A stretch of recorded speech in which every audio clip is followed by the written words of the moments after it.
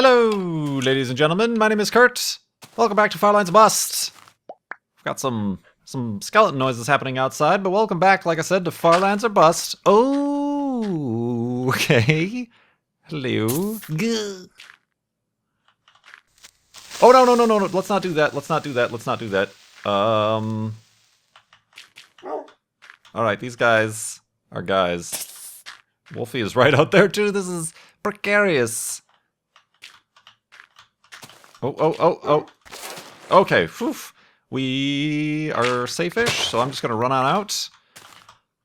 And yes, alright. Ooh, a tense, dramatic moment to start out episode 455 of Firelands or Bust. Let's secure that hidey hole. Was there always a tree there? Oh, sorry, Wolfie. Well, I guess I need wood anyway. I can't remember if I planted this tree or if it just came about naturally, but welcome back, Firelands or Bust. Hope you had a good Monday. Well, it's still Monday, Kurt, but I hope you had a good weekend is actually the terminology I attempted to use there. Had a good weekend and had a good February, because now it is March. It is Monday, March 2nd, 2015, and we are continuing on to the Firelands in a westward direction. This-a-way for episode 455. I think I said that already. And we're still raising money for Child's Play charity at farlandsorbust.com. Surpassed $32,000 for season 5 here. $32,045.00 raised, helping get toys, books, and games to kids in hospitals around the world. Appreciate all the generous donations coming in. Of course, all those that came in during the wayward eastward travels over the past couple weeks.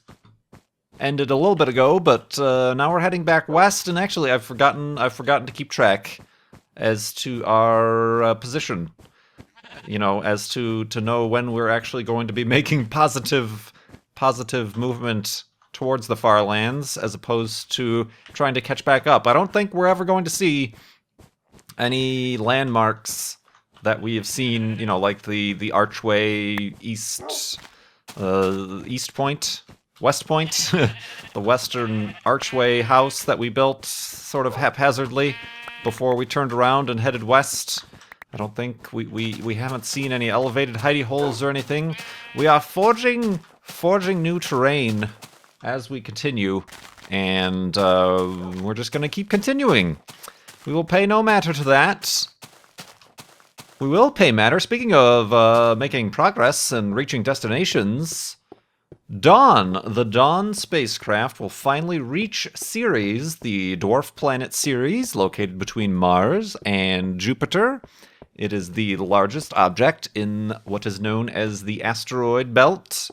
And it actually, I think it, in and of itself, makes up for more than 50% of the total mass of the asteroid belt. So all the asteroids, the little minor asteroids, other medium asteroids like Vesta, actually Dawn investigated Vesta a little bit ago and changed course and is now heading towards Ceres, but it's going to reach Ceres, and I believe that is when it's going to do its Ceres orbit entry maneuvers, is on Friday the 6th.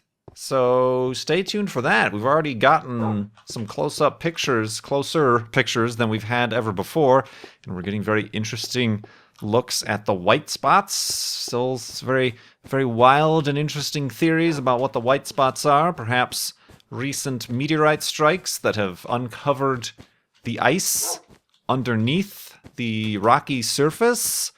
Or perhaps it is ice, perhaps from liquid water coming out underneath, like ice geysers that then create, you know, visible ice on the surface, amongst other things. But that will certainly be interesting, like I mentioned a week or two ago. That's cool stuff. We are discovering and exploring a brand new world, a new planet. Planetoid, I suppose you could call it, as it was. So that is very cool stuff indeed. The Dawn spacecraft. Of course, we're going to have a second similar exploration flyby of Pluto in July of this year from New Horizons. Our first time seeing Pluto, and it's pretty cool. There are some animations showing up of the cameras from New Horizons are getting the orbital dance of Pluto and its companion Charon, and I think at least 2 or 3 of its other companion objects out there that have these very weird asynchronous orbits, and it's cool to see. Normally when you think of an orbit, you think of the main, like Earth, and then Moon going around, but because Pluto and Charlize Theron, what? No, and Charon are both similarly sized, they actually do kind of this dual orbit where Pluto goes around to a lesser degree that Charon goes around. Charon, how do you say it? Potato, aluminium, what is it? Which one is it? But anyway, cool stuff indeed. But we do have, here in Far Lands of Us, quite a large few of questions to get through, and we will begin doing that right now. It's been question time for the past couple weeks here. A lot of these questions coming in when we were walking east. All of the, say, first-time donors had some questions they wanted answered, and I will attempt, excuse me, Wolfie, I will attempt to do such things as these. Cone Dodger, another frequent name, frequent donor, and Farlander here. When you were a kid, did you enjoy taking things apart and trying to figure out how they worked? Did that transfer to adulthood? Yes. Maybe not so much to figure out how they worked. I would normally take things apart, things that were broken. I remember at least one Walkman. Walkman. Do we know what Walkmans are, children? Gather round. Let me tell you about the days of the Walkman. You know, a little handheld tape cassette. Do I need to explain what a tape cassette is? Player. Probably broke or something, or maybe I got a new one and didn't want one anymore. I remember taking that apart, but never really putting it back together. Really just kind of as apart as I could make something, just take apart all the screws and nuts and bolts and things without getting too crazy. I'm sure clocks, radios, and things. A lot of, you end up getting down to the electronics, little circuit boards and stuff were always cool. And then I would somehow incorporate those. I would take those and turn them into something. I would strap it to this is ill-advised in these current times, but back in the day, you take the little circuit board and maybe the little LED screen that obviously doesn't work anymore because you took it apart, and then you tape it to, I don't know, an old cereal box or something, and then, ooh, it's a bomb, and you gotta defuse the bomb when you're playing, or something like that. But that is not advisable in today's climate. Probably not. Although I would still encourage that people take things apart to figure out how they work. I suppose, I also enjoyed the what was I talking about before? The erector sets, the model airplanes and cars, Lego, and other such build and take apart things as you could imagine.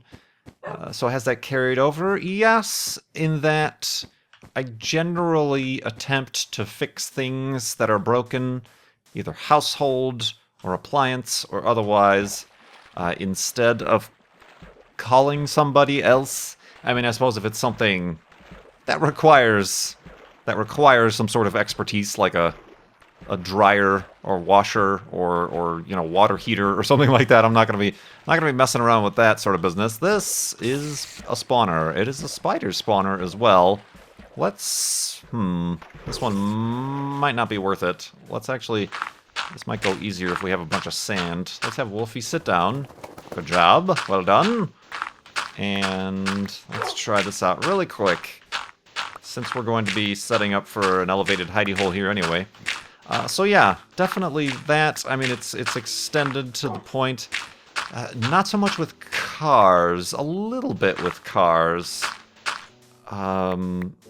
But that starts to get into the realm of you need specialized tools and knowledge and expertise and whatnot. and parts. But certainly in the case of, I mentioned this stupid, oh god, this stupid reverse osmosis,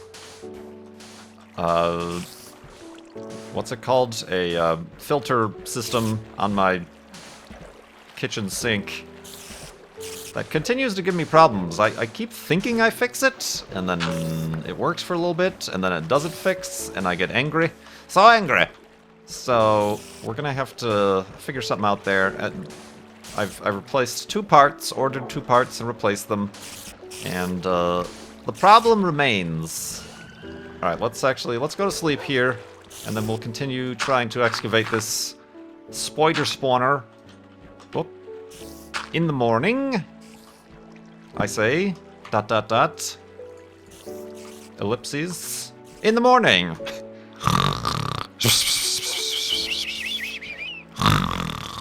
And awakeness. Alright, let's actually, I think this top layer is going to have to come down with dirt. There's only so much you can do with sand, because it isn't very persistent. Be persistent! Oh my gosh, where's this water? Where do you come from? Who's your daddy, and what does he do? Isn't that the line? Is that not the line? Oh man, yeah, these underwater ones are really a pain. And I lost all of the dirt.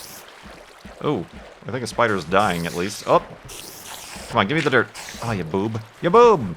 Let's take more sand, I guess. Alright, we're gonna continue on in a moment, but we've invested so much time already. We must complete our objective here. No, is that it? No, this one might be it. Nope.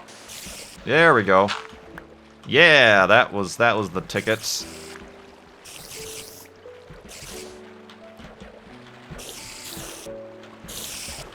And what is going on?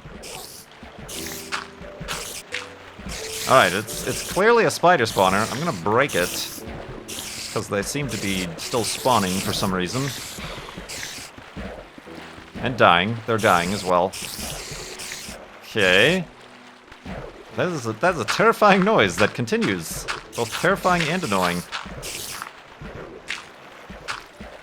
Do we got chests? I gotta make sure I don't have a collapse on myself as well. Oh, okay. Hi, guys. Let's take you out. Take you downtown. Oh, you get punched. Oh, there goes that iron sword. You know what? Let's take you guys out with an axe.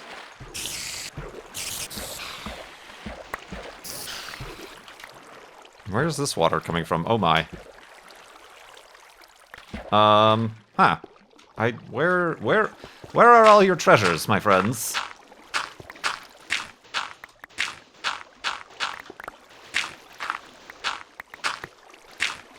Huh, did they not have any? You know what? I forget this game and how to play it sometimes. Well, apparently. Oh, for Pete's sake. There we go. Well, that's a problem. That is a minor problem, actually. Let's just do that. Alright. Found the chest. And iron. Oh, that's not iron. I'll take the iron. Is there another chest somewhere around here? I need information. Where's this even? Oh, shoot. Where is this coming from? Be gone! I say. Huh, okay, I guess just one chest. Well, that was totally worth it. Is this like 2 spawners? What is going on here? Ho! We're not going down there, that's for sure. Alright, you know what? Nuts to this place. Dang it, when will I learn? When will I learn? These are not... I mean, unless there's a chest in the middle. No, I don't think there is. I would have seen it. Yeah. The geometry is all there. You should have seen it already if it was there. Alright, never mind. Let's get out of here. Sorry for the delay. Oh, wait, is that the chest? Or is that the chest I opened? Yeah, that's the chest I opened. All right. Onwards, Wolfie. Onwards. Let's get rid of this excess sand and continue west. Now that it's midday to the far lands. We've got a series of questions from simple peoples. Number 1. If you had to eat just one food for the rest of your life, what would it be? That's actually a tough one. One food for the rest of your life, what would it be? Well, I would want it to be nutritious. See, I think about these things too much. I'm assuming you just want me to tell you what my favorite food is that I could eat every day. But I'm thinking of my health. Certainly not the gluten-free, burnt broccoli protein shake. Certainly not that. Although I'm sure one could sustain themselves quite well on that. Like that Soylent stuff. Isn't there were a bunch of stories around the internet. They'd kickstarted or something, a Soylent. I think it's a shake. Or some sort of supplement thing that you could theoretically survive off of. And there's like a waiting list. Like Soylent Green, although hopefully not made of people. I'm not sure. I am not sure, to be honest. I'm not a huge foodie. I mean, I suppose... does it have to be one item? Could I say hamburgers? Because hamburgers have the beef, your protein, got your vegetables, your tomato, your lettuce, your whatever, pickle and stuff. That's probably not very healthy on the healthy side of things. But I suppose on the flip side, maybe like stir fry would probably be better. It's more rice, vegetables, a meat, chicken, or whatever you put in your stir fry. Maybe that would be the healthier choice. Who knows? I don't know. That's a tough question. Number 2, favorite breed of dog? Not sure. Not sure. I have not owned any dogs to, that feels like a tough thing to say. Not sure. Ooh, digital. Let's go with that. Favorite 2014 movie? I didn't see enough movies to say for certain, and honestly, it's one of those things where I can't remember which movies came out when, because I'll often see older movies, like rent them or whatever, but I'll associate it with 2014. Possibly, I had my problems and issues with Interstellar, but possibly Interstellar. Like, Gravity didn't come out in 2014, did it? That was 2013. Or was it? See, I don't remember. Ooh, look at all this string I don't need. Whoop. That was funny. Let's go with Interstellar, just because I can't think of anything else. Most interesting 2014 news article? I don't really read the news. So, I'm sure something to do with space or something I might have been able to see. Opinion on the 12th Doctor, if you still watch Doctor Who. I don't. I have not watched any of the new Doctor Who's still. And that's a shame. I just haven't kept up with it, so I've heard very mixed things. But I just simply haven't been invested in it. I did, however, start watching the current season of Top Gear, if you want to talk about your BBC programming. So, yeah, I got the most recent season of Top Gear, and that's coming in. I'm enjoying that. Again, there's a few episodes which are like, yeah, and then there's some like, yeah, that's classic Top Gear. So, yeah, still a decent show. How do you find the games you play? Either word of mouth. I subscribe to a lot of gaming blogs that will, pop up with the new indie games of the moment. Sorry, I see that archway over there, and oh, that's not an archway. Okay, that's just generating land. That's fine. I'm like, it should be around this time, or at least this week, where we start to reach... Like, what is that over there? Alright, I gotta get in a boat now and investigate. Whoa! That could just be a tree. Or it could be a house on an archway. See, this reminds me a little bit of the land. It was kind of this low, spotty islands, but it could be completely in that direction too. I have no idea. I mean, that is kind of weird. Look, oh, see, it was just terrain coming in. Got it. And I'm assuming, because this terrain is still generating, that I haven't even been here. Otherwise, it would more easily have popped up. Am I right? Or am I right? I don't know if I'm right. How do you find the games? So yeah, that's how I find the games I play. I'm obviously subscribed to a bunch of other YouTubers, so... Well, it's certainly not that way. So when I see a game pop up, maybe that they're playing, if it's not... You know, you want to try to be original, but obviously you're going to run into people who play the same games. So I try to, you know, if I see something interesting, I'll stop watching, unfortunately. Not to support the person I'm watching the videos of, but I'll stop watching for my own sake to keep it spoiler free and check it out. But yeah, it's mostly blogs and stuff. I will kind of peruse the Steam. I'll peruse the new releases and popular what's trending and stuff on Steam. But yeah, those are pretty simple ways. Favorite Minecraft block? I get this asked. I get this. I'm gonna ask you a question. I get this asked, not recently, but this used to be like the #1 question any old YouTuber or anybody would get when playing Minecraft. I honestly don't remember what I said. Block.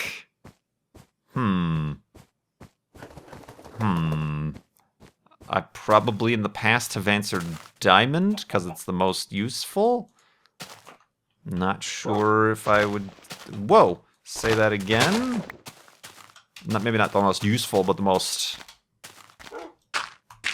sought after for tools. I'm not sure. Not completely sure about that. Since I'm not much of a builder, I don't deal in blocks. I do deal in sleep though, so let's do that and continue in the morning.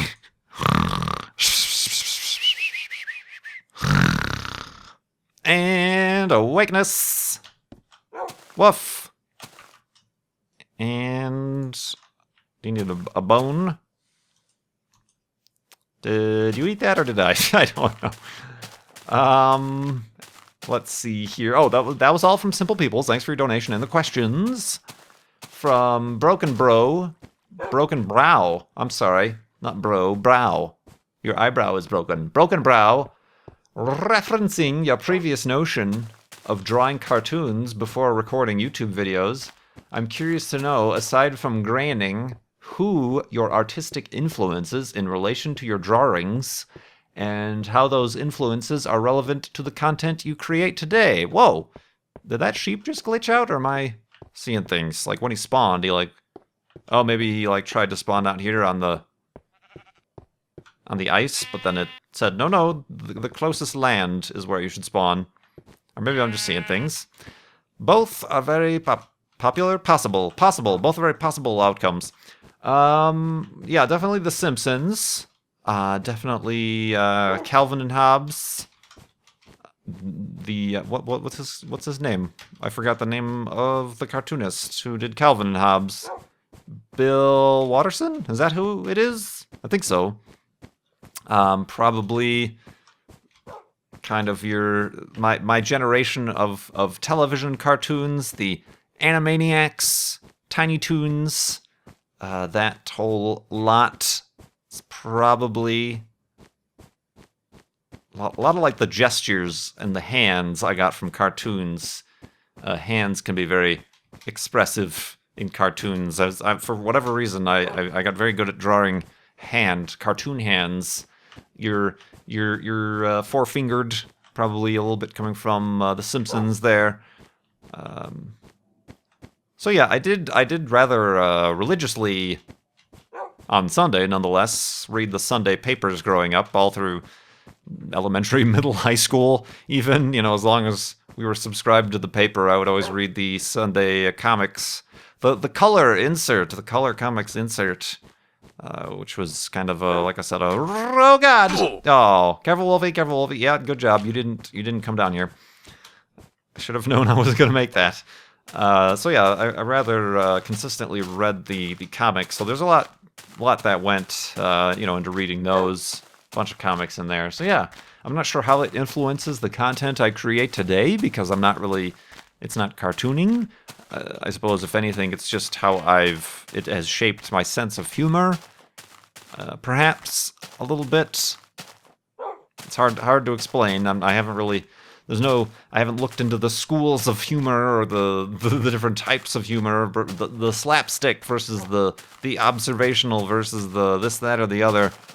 So I can't say I'm scholarly knowledgeable of such things as these. Of course, I mean, I also like comedians and such, so there's a little bit of influence there as well. But yeah, this is like a dinosaur. It's a Cookie Monster mouth. Cookies. That's my Cookie Monster impression. Let's see here from Xavier Penguin, yet another frequent, you know what, why do I not use my boats that I make? Oh, because I don't have a boat. That's a good reason. Asks, figured you'd want something different to be asked, or axed, perhaps. Here is, I probably actually should save this. He's doing the Proust Questionnaire from inside the actor's studio with, what's his name? What's the guy's name? You know, that guy. Yeah, this guy, I guess, could go rather quickly. What is your favorite word? Baba Ganoush. What is your least favorite word? Moist. I have to agree that moist, both said aloud and the written word. Mostly the written word. If I see it in a book, that really just upsets me to the core. What turns you on? Probably humor, laughter, that sort of thing. What turns you off? Aggression. I do not do well around aggressive or angry people or situations even where there is aggression or anger in the air. What sound or noise do you love? Did that come through? That wasn't a rather strong one. Let me try that again. There we go. Just because I can do it. What sound or noise do you hate? Not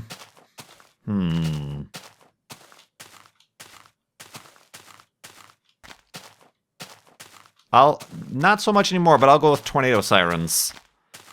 As a child, that terrified me quite literally. I think I told a story about that before. Tornado sirens. What's the next one? What is your favorite curse word? I don't. This isn't the program to be talking about this stuff. Yeah, I'm not sure. I'm not much of a in real life cursor, mouse cursor. So yeah, I'm not sure. I can't quite come up with one there. What profession, other than your own, if you could call this a profession, would you like to attempt? Well, I think you can pretty much assume astronaut, obviously. Like, why not? Why not? Astronaut. I suppose if I have to, like, stay on the ground, an earthly profession. Race car driver. I'm basically 12 years old, is basically what's coming out of this. What profession would you not like to attempt? Surgeon. I'm okay-ish with needles and stuff, but blood and cutting open of skin is not. I mean, even in like TV shows, I don't like when they're too graphic. If there's like a surgery going on, or if there's a soldier on the battlefield and they gotta get the bullet out and they gotta make incisions, I'm just like, ugh!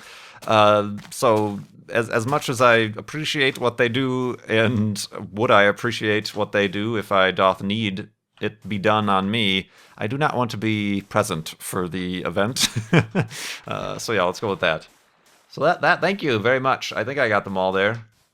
Xavier Penguin for that very original sequence of questions. I don't think I've answered that before. People might have asked it, but I may have skipped over it just because I thought it was too overdone. But kind of interesting. Thank you very much there. Let's see. Let's skip a few here that are very similarly themed, and maybe we can answer those in sequence. Ooh, did you hear that? I don't know if you heard that. I'm hungry. Grumble in the tummy.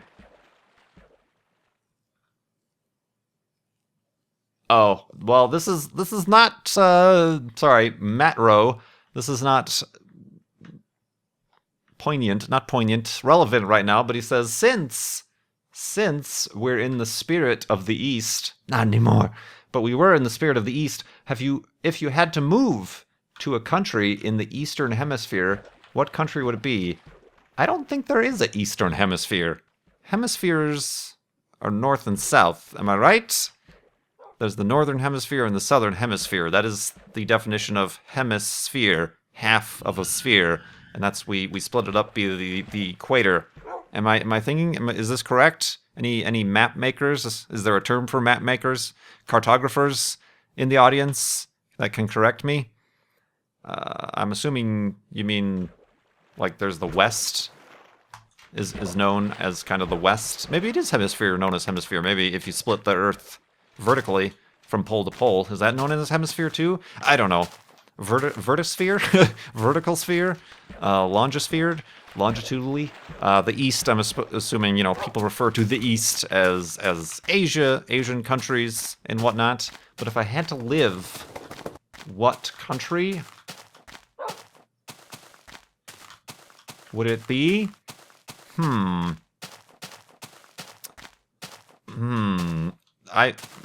I've mentioned how I really have had no specific interest in visiting Eastern countries or doing any sort of tourism, just because I don't know anything about. Well, I know some things, but I don't. It hasn't been a particular. Nobody in my family, really, friends, really have gone or have any particular interest. But I would probably say probably Japan. Does that count? That's technically the East? Probably Japan, simply because it's most American-like.